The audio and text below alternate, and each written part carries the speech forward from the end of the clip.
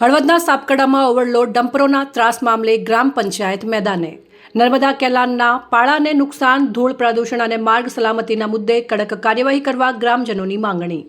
જિલ્લા વિકાસ અધિકારીની રજૂઆત. ઓવરલોડ ડમ્પરોના ત્રાસથી ગ્રામજનોમાં રોષ. કેનાલના પાળાને જોખમ, ભારે વાહનોની અવરજવર સામે ગ્રામ પંચાયતની લીલીબત્તી. ધૂળના ગોટે ગોટાથી ગ્રામજનો પરેશાન, પર્યાવરણને નુકસાનનો આક્ષેપ. કોવિડ સંચાલક બેદરકારીથી ગામના રસ્તાઓ ખખડી ગયા. કાર્યવાહી માટે માંગ ઉઠી. વારંવાર રજૂઆતો કરવા છતાં ઉકેલ નહીં. તંત્રની કામગીરી સામે પણ સવાલો. મોટી દુર્ઘટના પહેલા જાગો. કેનાલ પાળાના નુકસાન મુદ્દે ગ્રામ પંચાયતની ચેતવણી.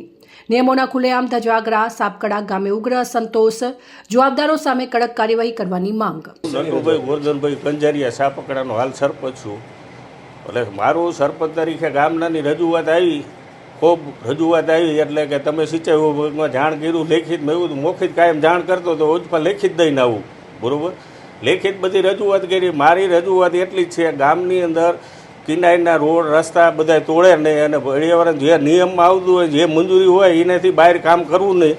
અને અમે જિલ્લામાં મોરબી, સુરેન્દ્રનગર જિલ્લો પહેલાં આવતો હતો, એમાંથી ફરીને જુઓ મોરબી જિલ્લો. મોરબી જિલ્લામાં મેં વારંવાર રજૂઆત કરી, કલેક્ટર સાહેબને રજૂઆત કરી કે અમને સરકારી નિયમ પ્રમાણમાં તમે ટેન્ડર બહાર પાડો.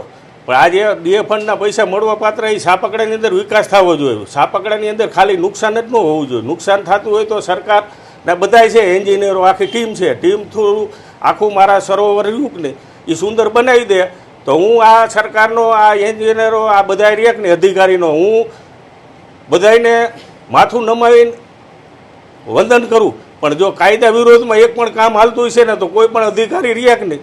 અહીંયા ગાંધીનગર લાંગા નાખવો પડે તો નાખીશ, ગમે અહીંયા કરવા આવશે કલેક્ટરમાં નાખીશ. પણ મારું આટલું જ સરપંચ તરીકે, આ સરપંચ તરીકે ગામ સુંદર બનાવવું એ સરપંચની જવાબદારી આવે અને કામ કરાવવું એ સરકારના કર્મચારીનું આવે. કોઈ ગ્રામ પંચાયતમાં સરપંચનો એન્જિનિયરો હોય, મૂકવા પડે, ટીમ મૂકવી પડે. તો આ તો હકના પૈસા છે સાપકડામાં, જે સરકારે નિયમ કર્યો, કલેક્ટરે મંજૂરી આપી, હકના પૈસા સાપકડામાં વાપરે. નકે એક મહિના પછી આંદોલન ચાલુ કરવાનું હોય કે આ ડીએ ફંડના પૈસા નહીં આપો તો અમે ગામજનો બસ ભરીને કલેક્ટર ઓફિસમાં નાગા નાખવાના. આટલું જ કહીને જે અમે જોયું 2 દિવસ પહેલા કેનાલ તૂટી ગઈ છે અને કેટલા આજુબાજુ કેટલા વીઘા ખેતર હશે? આ ડમ્પર આલાથી કેનાલમાં પણ નુકસાન અને કેટલા વીઘા ખેતર હશે? અમારે એ કિનારીવાળા રોડ ઉપર લગભગ 600 થી 700 એકર જગ્યા રહી ને ખેડૂતને પાણી કિનારે આવવાથી ખૂબ લાભ થયો. પણ આ કિનાર તોડી નાખવાથી કોઈ ખેડૂતને લાભ ન થાય, બરોબર ને. આ કિનાર તૂટી જવાથી જે લાભ થયો એ બધો વહી જવાનો હે. હા, એટલે ખેડૂતને પછી ઓચિતાનું તૂટે તો ખેડૂતનું હજારો વીઘા જમીન બગાડી નાખે. એટલે સરકારને અત્યારે અધિકારી જે હોય બધાને જાગતી નજર રાખવી પડે. સરકારની ફરજ બજાવતા હોય તો એ ફરજમાં આવતું હોય વિઝિટ કરવી પડે કે આ સરપંચને પગાર નથી દેતા છતાં એ બધી ઓફિસે ધક્કા ખાઈએ. અમારે ધક્કા ન ખાવાને. અમારે મૌખિક ફોનમાંથી સરકારી એપ્લિકેશન એવું કે સરપંચ મૌખિક રજૂઆત કરે કોઈ પણ અધિકારીને દોડતું થવું જોઈએ. પણ કોઈ અધિકારી દોડતા જ નથી. સરપંચને દોડવાનું થાય. ગામના શું કે ગામના ચૂંટી મૂક્યો છે ગામનો પ્રતિનિધિ. એટલે પ્રતિનિધિ તરીકે મારા સાપકડાને 7 થી 8 હજારની વસ્તીની તમામ જવાબદારી, પાણીથી કરીને બધું હારા નબળા કામમાં બધી જવાબદારી રહેતી હોય. તો જવાબદારી નિભાવવા જઈએ તો એ વાંચી દાબ આવે.